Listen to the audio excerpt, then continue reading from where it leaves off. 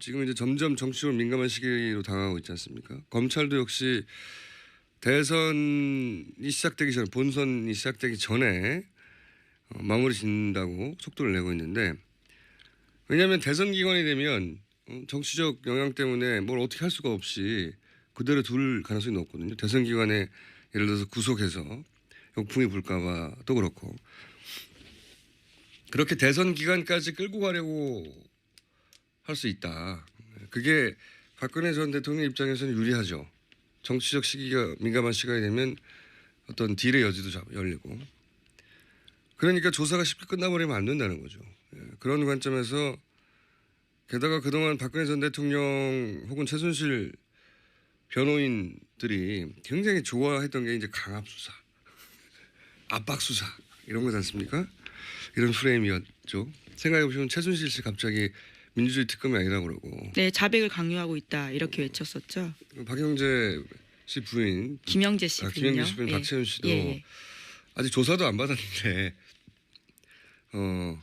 호흡 곤란으로 갑자기 앰뷸런스 실려간 거 생각났습니까? 예, 그렇죠. 병원 갔다 왔는데 정상이라고 나왔었죠. 네, 아무런 문제 없다고. 조사를 받기 전에 너무 일찍 퍼포먼스에 들어간 거죠. 나중에 특검이 아직 조사 시작도 안 했는데 여하간 이런 강압 수사, 압박 수사 프레임을 저쪽 변호인단에서 자주 구사해 왔어요.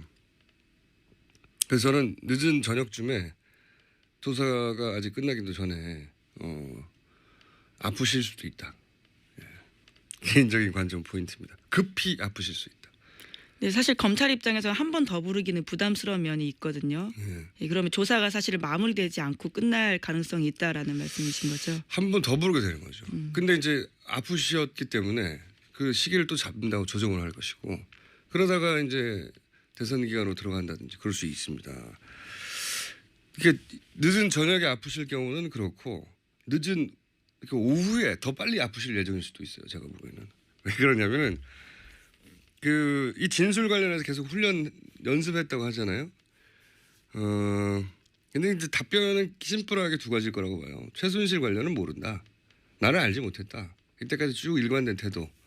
그리고 또 한 가지 본인이 했다는 걸 부인할 수 없는 부분은 그거는 뭐 국정 운영. 예, 선의와 정책. 예, 정상적인 국정 운영이었다. 그 나머지는 묵비할 거라고 보거든요. 네. 묵비를 하면 아무것도 안 쓸 것 같죠. 묵비를 하면 점점점 찍을까요? 검찰이 조서 꾸밀 때? 아닙니다. 뭐 씁니다. 그때도. 묵묵부답하며 창밖을 바라보았다. 뭐 이런 식으로. 묵묵부답하며 핸드폰을 만질 거였다. 이렇게 뭘 써요. 실제. 시간이 굉장히 걸려요. 근데 그 과정에서 묵비를 하다가 검찰도 이게 자주 오는 기회가 아닌데 당연히 말로만 묻겠어요. 뭐 안종범이나 또는 정우성 관련해 구체적인 진술, 뭐 녹취, 뭐 물증 이런 걸 탁 들이댈 수 있잖아요. 네, 핵심 증거들이죠. 네. 그때 묵비하기가 쉽지 않아요. 이게 묵비권 행사해 봤어요? 제가 행사해 봤는데 두 번이나 이 조사받다가 묵비권을 계속 행사하기 진짜 쉽지 않아요. 뭔가 나오면 구체적인 게 나오면 답변하고 싶어요. 근데 옆에서 변호사가 대신 말해줄 수 없거든요. 절대. 그 말을 시작한 걸 막을 수도 없어요. 그래서 말이 한번 터지잖아요. 근데 변호사가 옆에서 보기에 이게 굉장히 불리하게 흘러가. 그럼 쉬는 시간 있잖아요. 쉬는 시간에 의논하에 급히 아프실 예정일 수도 있습니다. 그때. 제가 보기엔 그래서 이 기자들이 인근에 그 대형 병원, 가장 가까운 대형 병원에 미리 가 있으면 특종을 낼 수 있어요. 제가 보기에는 그런 가능성이 상당히 있다. 네. 늦은 오후에 아프실 때는 불리한 증언을 했다. 불리하게 흘러간다 그럴 때고 늦은 저녁에 아프시면은 무리하게 늦게까지 강압적으로 이런 게 아니겠는가. 또 호칭에 대해서도 지적하는 법조인들이 있었는데요. 피의자라고 부를지 혹은 박근혜 전 대통령이라고 부를지에 따라서 조사받는 사람의 심리가 흔들릴 수도 있다. 이런 지적을 하더라고요. 뭐 그런 기법을 사용할 수는 있겠지만 여하간 끝까지 묵비하기 굉장히 어렵거든요. 근데 말문이 터지는 순간 저는 불리하게 흘러갈 거라고 보고 그러면 이제 옆에 있던 변호인들이 판단해서 급히 아프실 예정으로 해서 이제 가까운 대학병원 뭐 있습니까? 있죠. 그 강남 세브란스 병원 같은데. 강남에 삼성병원도 있고요. 좀 더 멀어요. 예, 가까운데 예, 강남 예. 세브란스. 예. 둘 중에 한 군데 기자들 미리 보내서 뻗치게 하시면. 네. 가장 가까운 병원은 가톨릭 성모병원입니다. 그래요? 예. 서울중앙지검에서. 세 군데 예, 예. 한 군데 미리 대기하시면 특종이 가능할 수도 있다. 예. 자, 다음 뉴스는요. 예. 제 관전 포인트는 그겁니다. 어떻게 이 난국을 헤쳐나갈 것인가. 정상적인 방법으로 안 되거든요. 너무 불리해. 예. 방법이 뭐 있나요? 아프실 예정인 거죠. 자, 다음은요. 네, 박근혜 전 대통령 삼성동 자택 인근에서는 계속해서 친박단체 집회가 열렸는데요.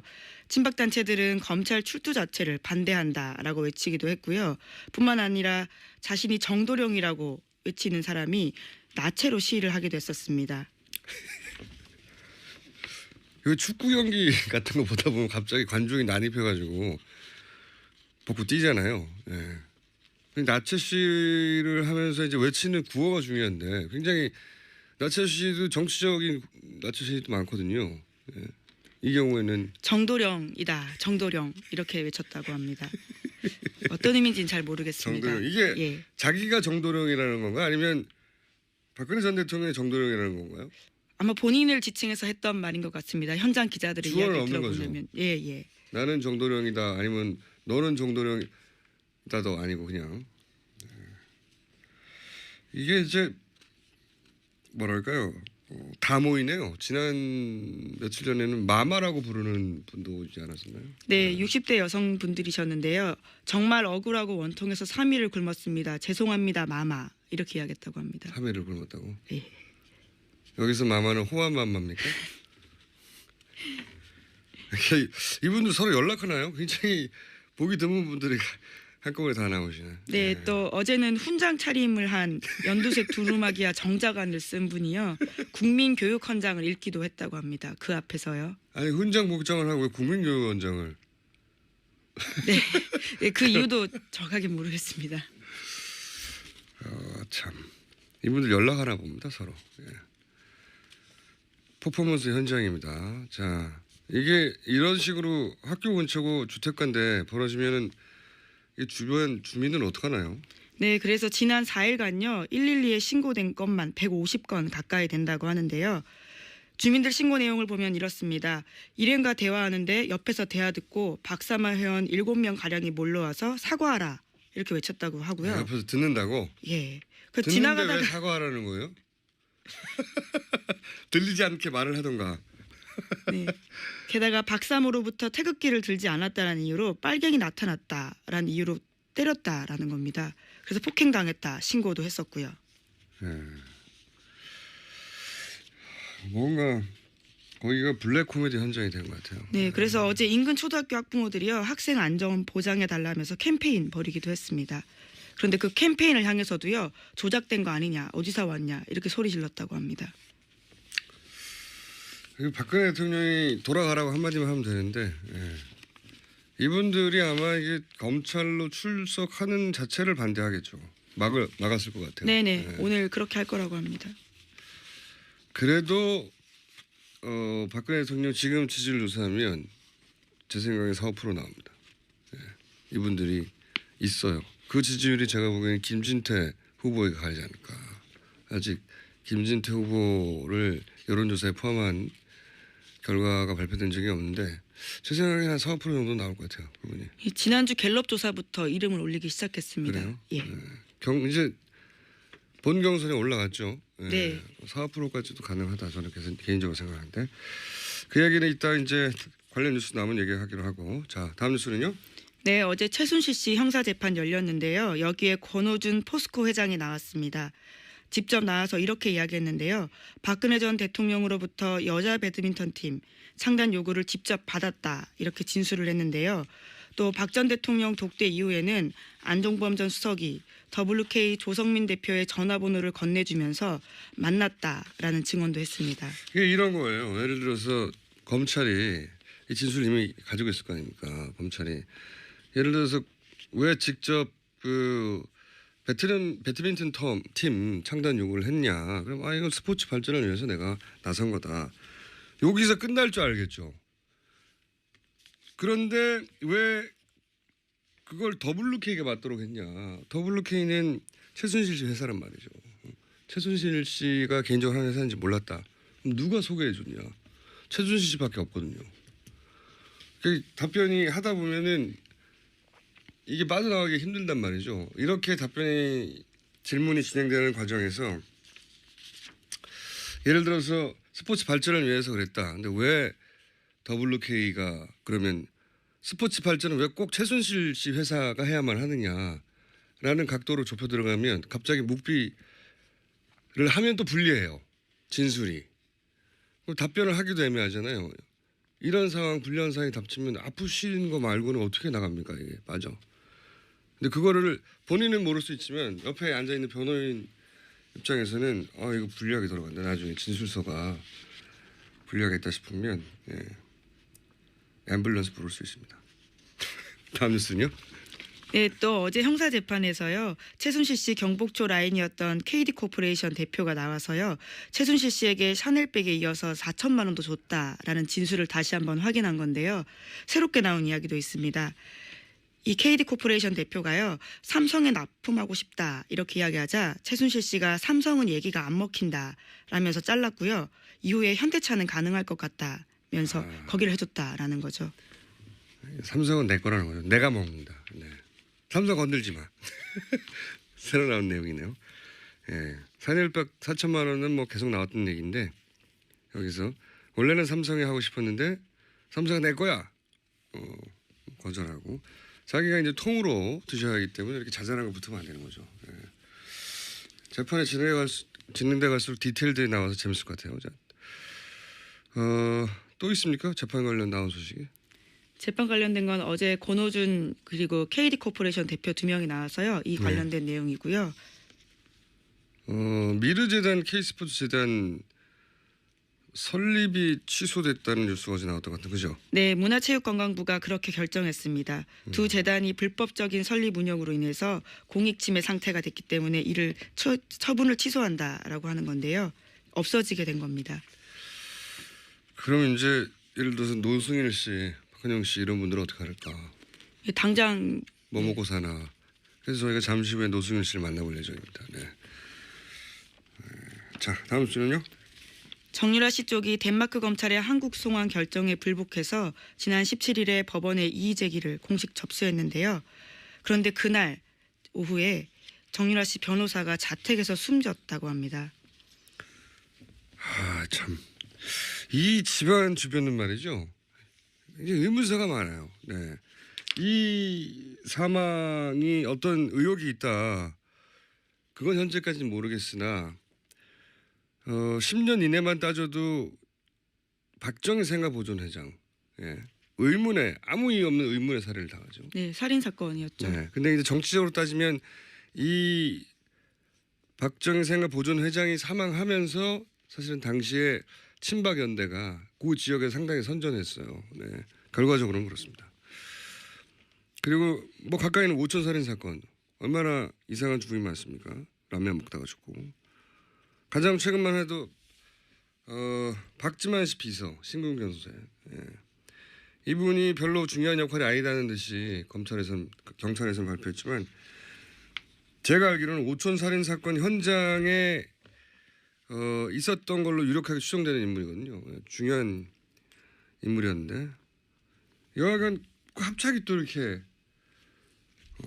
젊은 사람이 의문사를 하니까 이상하죠. 네, 아직까지 사망 원인이 알려지고 있지 않다고 합니다. 뭐 젊은 사람이니까 또 심근경색이나 이런 게 나오겠죠. 네. 으스스한 무슨 음모가 있다 이런 얘기가 아니라 죽어요. 자꾸 으스스한 가족이에요. 그것만 틀림없어요. 아마 이제 워낙 관심을 끄는 사건이니까 그쪽에서도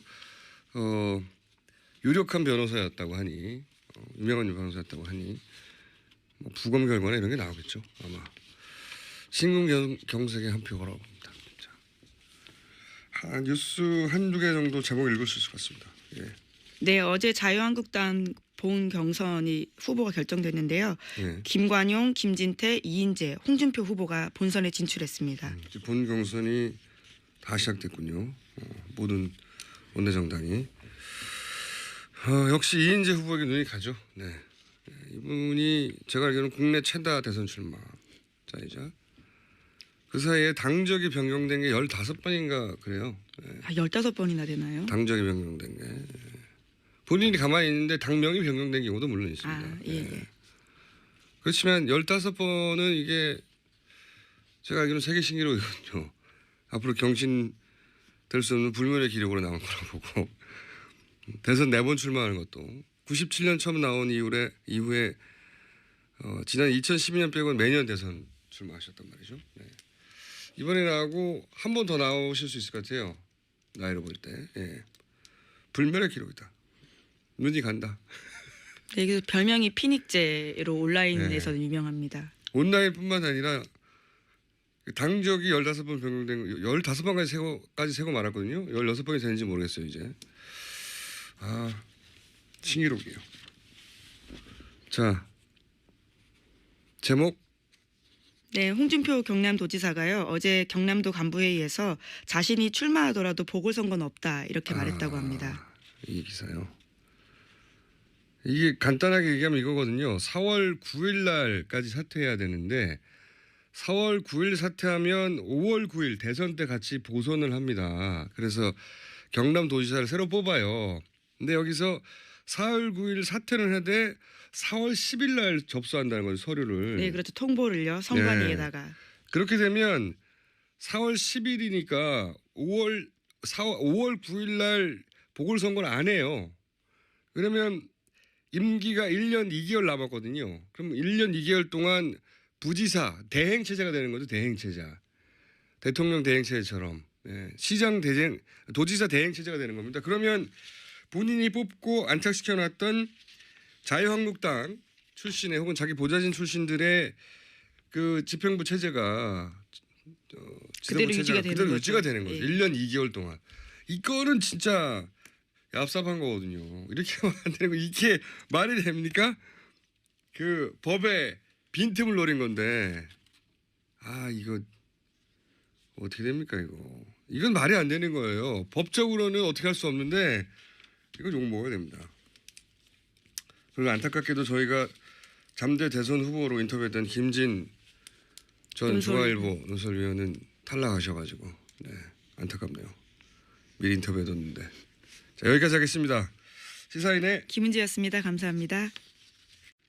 지금 이제 점점 정치적으로 민감한 시기로 다가가고 있지 않습니까? 검찰도 역시 대선이 시작되기 전에 본선이 시작되기 전에 마무리 짓는다고 속도를 내고 있는데 왜냐하면 대선 기간이 되면 정치적 영향 때문에 뭘 어떻게 할 수가 없이 그대로 둘 가능성이 높거든요. 대선 기간에 예를 들어서 구속해서 역풍이 불까 봐도 그렇고 그렇게 대선 기간까지 끌고 가려고 할 수 있다.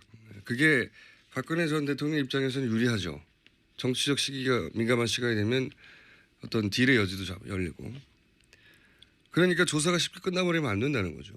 그런 관점에서 게다가 그동안 박근혜 전 대통령 혹은 최순실 변호인들이 굉장히 좋아했던 게 이제 강압 수사, 압박 수사 이런 거지 않습니까? 이런 프레임이었죠. 생각해 보시면 최순실 씨 갑자기 민주주의 특검이 아니라고 그러고. 네, 자백을 강요하고 있다 이렇게 외쳤었죠. 박영재 씨 부인, 김영재 씨 부인요. 김영재 씨 부인 박채윤 씨도 아직 조사도 안 받았는데 호흡 곤란으로 갑자기 앰뷸런스 실려간 거 생각났습니까? 예, 그렇죠. 병원 갔다 왔는데 정상이라고 나왔었죠. 네, 아무런 문제 없다고. 조사를 받기 전에 너무 일찍 퍼포먼스에 들어간 거죠. 나중에 특검이 아직 조사 시작도 안 했는데 여하간 이런 강압 수사, 압박 수사 프레임을 저쪽 변호인단에서 자주 구사해 왔어요. 그래서 저는 늦은 저녁쯤에 조사가 아직 끝나기도 전에 아프실 수도 있다. 예. 개인적인 관점 포인트입니다. 급히 아프실 수 있다. 네, 사실 검찰 입장에서 한 번 더 부르기 구체적인 게 나오면 답변하고 싶어요. 근데 옆에서 변호사가 대신 말해줄 수 없거든요. 절대. 말을 시작한 걸 막을 수도 없어요. 그래서 말이 한번 터지잖아요. 근데 변호사가 옆에서 보기에 이게 굉장히 불리하게 흘러가. 그럼 좀 쉬는 시간 있잖아요. 쉬는 시간에 의논하에 급히 아프실 예정일 수도 있습니다. 그때 제가 보기엔 그래서 이 기자들이 인근의 그 대형 병원, 가장 가까운 대형 병원에 미리 가 있으면 특종을 낼 수 있어요. 제가 보기에는 그럴 가능성이 상당히 있다. 네. 늦은 오후에 아프실 때는 불리한 증언을 했다. 불리하게 흘러간다 그럴 때고, 늦은 저녁에 아프시면은 이게 무리하게. 부담스러운 면이 있거든요. 예, 그러면 조사가 사실 마무리되지 않고 끝날 가능성이 있다라는 말씀이신 거죠. 한 번 더 부르게 되는 거죠. 근데 이제 아프셨기 때문에 그 시기를 또 잡는다고 조정을 할 것이고, 그러다가 이제 대선 기간으로 들어간다든지 그럴 수 있습니다. 이게 늦은 저녁에 아프실 경우는 그렇고, 늦은 오후에 더 빨리 아프실 예정일 수도 있어요. 제가 보기에는. 왜 그러냐면은 이 진술 관련해서 계속 훈련 연습했다고 하잖아요. 근데 이제 답변은 심플하게 두 가지일 거라고 봐요. 최순실 관련은 모른다. 나는 알지 못했다. 이때까지 쭉 일관된 태도.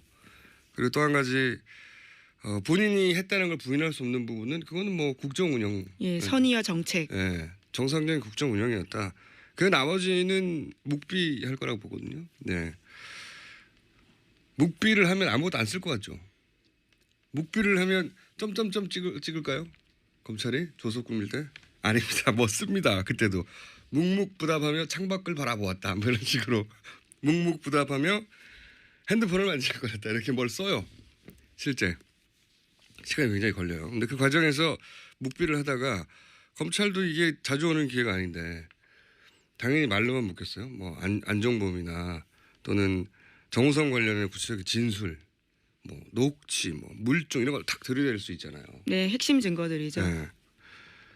그때 묵비하기가 쉽지 않아요. 이게 묵비권 행사해 봤어요? 제가 행사해 봤는데 두 번이나 이 조사받다가 묵비권을 계속 행사하기 진짜 쉽지 않아요. 뭔가 나오면